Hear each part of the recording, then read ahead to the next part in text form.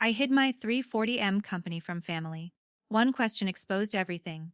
So what exactly do you do for work? My brother's new wife asked me this in front of 200 wedding guests. I gave her one word as my answer. The entire ballroom went silent. Champagne glasses froze mid-air. My parents' faces drained of color. And my brother, his confident smile cracked like glass. That single word exposed a decade of lies my family had been telling themselves about me. My name is Harper Sinclair, and this is the story of how I finally stopped pretending to be small. Have you ever hidden your success from family because it made them uncomfortable? Share your story below. And subscribe, because what comes next will leave you speechless. Thus, sus to growing up, my older brother Ethan was the son our entire family revolved around. Academic awards lined the hallway. Trophies from high school sports covered every shelf. College acceptance letters got framed and hung like art. When he graduated from UCLA with a business degree and landed a position at a major investment firm in Manhattan, our parents threw a celebration that lasted an entire weekend. Custom cake, champagne toasts, speeches about how the Sinclair family had finally made it. Every promotion Ethan earned was announced like breaking news. Every bonus, every new title, every closed deal. By the time he hit 30, he was a senior vice president. Our parents talked about him the way people talk about celebrities. I took a completely different road. While Ethan was closing million-dollar deals on Wall Street, I was finishing my degree in computer science at MIT. Senior year, I had an idea. An AI platform that could predict consumer behavior for online retailers with disturbing accuracy. I built the first version in my dorm room, maxed out a credit card running servers, survived on energy drinks and determination. A professor connected me with an angel investor in Boston. 6 months after graduation, we closed a $2.3 million seed round. I was 23 years old. Series A funding came next, $15 million from top-tier venture capital firms. The deal closed the same week Ethan got engaged for the first time. That relationship lasted 9 months. I flew home for his engagement party, excited to share the news. At dinner, I waited for the right moment and mentioned the funding round. Mom smiled politely. "That's wonderful, sweetie." Then immediately turned to Ethan to ask about his new penthouse apartment. Dad raised his glass to toast my brother's career trajectory. The conversation moved on before dessert arrived. I told myself it didn't matter. Series B came 2 years later. $52 million. Led by one of Silicon Valley's most legendary funds, our company valuation crossed 9 figures. Forbes published a feature. Harper Sinclair is quietly revolutionizing e-commerce AI. I sent the article link to our family group chat. Dad replied with a thumbs up emoji. Mom asked if I was sleeping enough. Ethan sent a gif of SpongeBob holding a briefcase with the caption, "When your little sister says she raised money again." Say after that, I stopped trying. Instead, whenever anyone asked what I did, I gave them the answer they seemed to want. Just office work. Nothing exciting. It was easier that way. It kept the peace. It let Ethan keep his spotlight without competition. I convinced myself that staying quiet was the kind thing to do. There were moments when the weight of it crushed me. Thanksgiving, the year we went public. Our IPO raised $340 million on opening day. The stock ticker flashed across every financial news channel. I flew home to Phoenix with my suitcase still packed. Mom handed me a stack of dishes and asked me to set the table. Ethan was holding court in the living room, recounting his latest Wall Street victory. Everyone leaned in, hanging on every word. I opened my mouth to mention ringing the opening bell at NASDAQ. Then I caught the look on Dad's face. Pure, uncomplicated pride directed entirely at his son. I closed my mouth, set the table, passed the gravy, smiled when Ethan joked that at least one of their kids had a normal job with predictable hours. By then, I'd learned the rhythm perfectly. Ethan spoke. The room listened. I spoke. Phones came out. So I stopped speaking. It wasn't anger. Anger would have been cleaner. It was exhaustion. The slow, suffocating kind that settles in when you realize your biggest accomplishments make the people you love deeply uncomfortable. I told myself their approval wasn't oxygen. My company was thriving. The team was brilliant. The technology was changing entire industries. That should have been enough, and for years I almost believed it was. Not everyone bought the simplified version I fed my family. My cousin Riley saw through it early. We grew up close. practically siblings without the rivalry.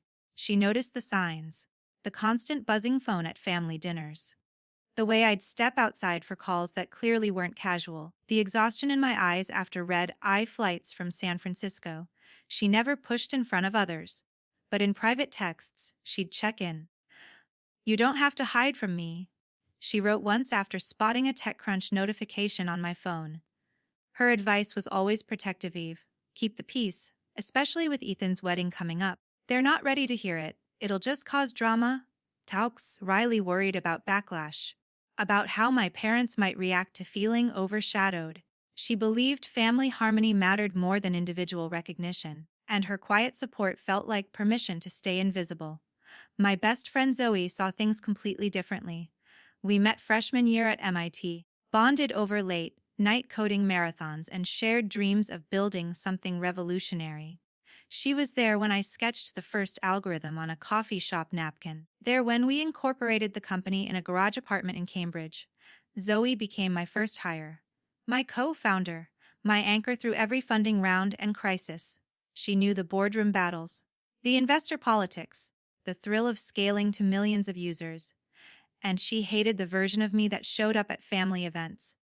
"You're letting them erase you," she'd say on our video calls. "The rest of the world sees the real Harper, the one on conference stages, the one closing nine-figure deals. But your own family gets the watered-down story? That's insane." The Zoe pushed hard. "Tell them. Force them to see you. Stop shrinking yourself to fit their comfort zone." Her frustration came from love. She wanted me to feel as proud in front of my parents as I did in front of strangers who understood what I'd built. Their opposing views pulled me in different directions for years. Riley's perspective felt safe, familiar, the path of least resistance. Zoe's approach felt terrifying, necessary, honest. In the end, I chose caution. The wedding was coming. Emotions would be high. The secret could wait a little longer. At least, that's what I told myself. The wedding day arrived perfect and bright. The venue was a luxury golf resort in Scottsdale, Arizona, white linens, stunning floral arrangements, soft lighting filtering through palm trees. I showed up early, like always. Mom intercepted me at the entrance with a clipboard. "Can you double check the seating chart against the place cards?" Dad mentioned the sound system might need testing. They didn't ask. It was just assumed I'd handle it. Ethan texted from the groom's suite. "Eve, hey, can you make sure the ceremony music transitions are smooth?" No acknowledgement that I'd flown in the night before. No question about whether I wanted a moment to breathe. I jumped in. Coordinated with the event planner, fixed a crooked microphone stand, rearranged floral displays blocking sight lines, confirmed wireless mics had fresh batteries. Years of organizing company events and investor dinners had made this second nature. The ceremony coordinator thanked me repeatedly, assuming I was part of the planning team. Guests arrived in waves, luxury cars, designer dresses, polite questions about my office job that I deflected with vague answers. The ceremony was flawless. Ethan looked sharp in his tux. His bride, Amelia, was radiant in an elegant gown. They exchanged vows under an arch draped in greenery. The crowd stood, phones raised, rings kiss. Applause. I clapped along, feeling the familiar mix of happiness for them and detachment from the spotlight. The reception kicked into high gear immediately. A jazz band played. Signature cocktails flowed. Carved prime rib, seafood towers, the works. Ethan worked the room like a politician, gathering groups for photos and launching into stories about his latest Wall Street victories. Landing a tech giant as a client, structuring a merger that made headlines. Lauder followed him everywhere. Backs slapped, glasses raised. When it was time for sibling photos, Ethan wrapped his arm around my shoulders. He turned to the cluster of guests nearby with that trademark grin. "And this is Harper, my little sister. Still loyal to her office job. Nothing too impressive to report there." Polite chuckles rippled through the group. One of his colleagues made a light comment about how every family needs someone steady. I forced a smile, heat rising in my chest. Amelia glanced over during the laughter. Her eyes lingered on me a beat longer than before. She tilted her head slightly.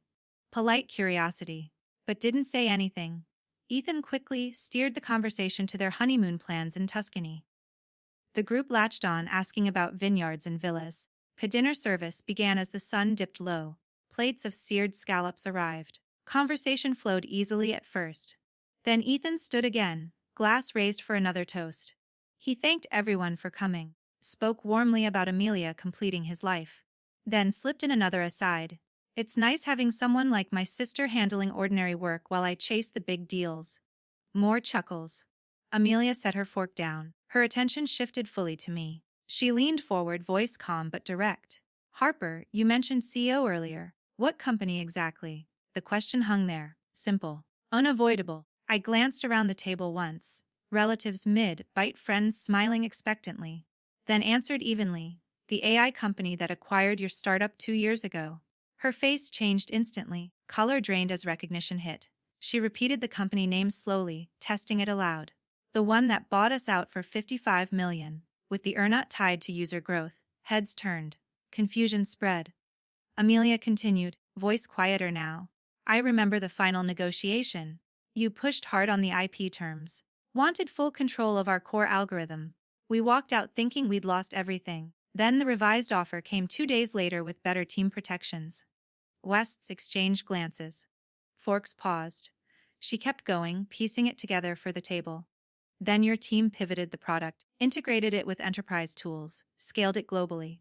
That's why our old platform is now embedded in half the Fortune 500 die. Silence fell. Heavy, complete. No one chewed. No one reached for water. Mom's hand froze midair, eyes wide. Dad's mouth opened, then closed. Ethan's smile faltered, his glass lowering slowly. Amelia looked straight at me. You sat across from me in that boardroom. You decided our fate. The weight of years settled in that moment. All the glossed-over stories, the deflected questions, the easy assumptions. Exposed. Ethan broke the silence first, forcing a laugh that didn't reach his eyes. Come on, everyone. She's joking. Classic Harper humor. When no one relaxed, his expression hardened. Seriously though, why hold back all this time? You waited until my wedding day to drop this. Convenient timing if you ask me. The accusation landed sharply. Amelia stayed quiet beside him, gaze steady on the tablecloth. She didn't defend him, didn't contradict me, just added one more detail in a measured tone. The due diligence process was intense. Your legal team went through every line of code. I remember the valuation adjustment calls. Mom set her napkin down carefully. Wet, this is actually true. She looked at me, searching for confirmation. Dad leaned forward. Those trips you took, that was for this company. I nodded once. The pieces connected for them visibly. Mom's eyes darted as memories surfaced. The times I'd excused myself for urgent calls, the vague explanations about being on the road. Dad's face shifted from confusion to something closer to regret. We thought we just assumed. He trailed off, unable to finish. No one filled the gap. Ethan tried again, voice rising with frustration. Look, if this is real, great. Congratulations. But pulling it out now, in front of everyone, on my day. He glanced around for support. Eyes stayed down, forks idle. Amelia placed a hand on the table, not quite touching his arm. The lack of backup seemed to hit him hardest. His cheeks flushed. The forced smile gone entirely. He pushed his chair back abruptly. The scrape loud in the quiet. He stood, reaching for Amelia's hand. She rose without resistance, expression unreadable. They walked away from the table together. No excuses. No goodbyes. Just steady steps toward the private patio beyond the lights. The remaining guests watched them go. The silence stretched longer. Servers cleared plates in near silence. The dinner effectively over. At our table, Mom stared at her hands. Dad rubbed his temple, and the weight of missed opportunities hung thicker than the night air. The reception ended quietly. Guests slipped away early. Back in San Francisco the next morning, my phone lit up. Missed calls from Mom and Dad. Texts full of clumsy apologies. We should have asked more. We assumed too much. Can we talk when you're ready? I read them, felt the familiar pull of guilt mixed with exhaustion, and left them unanswered. Word traveled fast. A mutual connection mentioned the evening to someone in Ethan's network. Just context, not gossip. But in high-stakes finance, reputation matters. One potential client, after hearing the story secondhand, paused discussions on a major deal. They cited alignment issues. The message was clear: character counts. Ethan lost the contract. A significant one. A career highlight. Amelia canceled their honeymoon shortly after. She confided in a friend who later told Zoe that she needed space. It wasn't just about the dinner revelation. It forced her to reconsider patterns she'd overlooked. The casual dismissals, the way Ethan positioned himself above everyone, including family. The Tuscany villa booking was refunded. Riley checked in regularly, her messages full of quiet solidarity. Boundaries aren't cruelty. They're survival. You don't owe them immediate forgiveness. Zoe was more direct, celebrating the decision as overdue freedom. You finally stopped carrying their version of you. That's power. So I made the break official. Blocked my parents' numbers. Ethan's too. Declined invitations to holiday gatherings. No dramatic announcements, just silence on my end. The first few weeks felt strange, like missing a limb I didn't realize was weighing me down. Then the strangeness faded. Work filled the space effortlessly. Board meetings, product launches, mentoring engineers. Life in the Bay Area moved at its usual pace. Nights were mine again. No mental rehearsal of how to downplay achievements for the next family call. The relief came gradually, then all at once. Mornings with coffee on my balcony overlooking the city. No dread about upcoming obligations. Decisions made for me, not around others' comfort. The constant background hum of obligation quieted, replaced by clarity I hadn't known I was missing. I used to believe staying quiet protected everyone, kept the family intact, avoided conflict, let Ethan keep his shine. But silence only taught them how little of me they needed to see. It preserved their convenience, not our connection. Cutting ties wasn't easy. And it wasn't revenge. It was boundaries. It was choosing self-respect over forced harmony, and in doing so, I gave them the chance to face the consequences of years spent looking past me. Sometimes the healthiest thing you can do is stop shrinking to fit spaces that were never built for your full size. You don't owe anyone a smaller version of yourself. Not family. Not anyone. Real peace comes when you stop auditioning for people who never truly watch the performance.